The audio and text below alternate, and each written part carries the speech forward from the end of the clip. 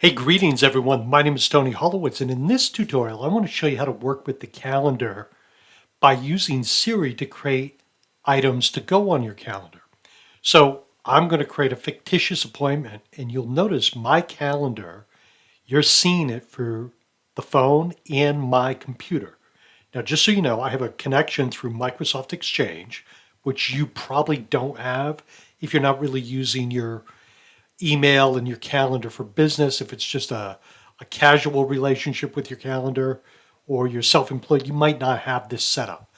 But suffice to say that once it gets on my calendar in one spot, it gets on my calendar everywhere I can see my calendar.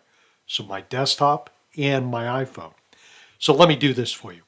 Hey Siri, on Thursday, January 8th at 2 o'clock in the afternoon for 1 hour, schedule a meeting with my doctor.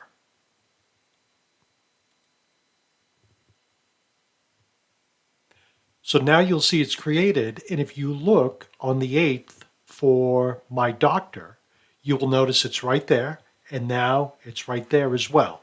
Just took a couple seconds for it to pop up, but I was able to schedule that item on my calendar, and in this case, just so you know, I use Microsoft Outlook, and it got on my Microsoft Outlook calendar. So there's some behind the scenes settings, but even if you don't have these behind the scenes settings, like in a business setting, it's still going to hit your calendar.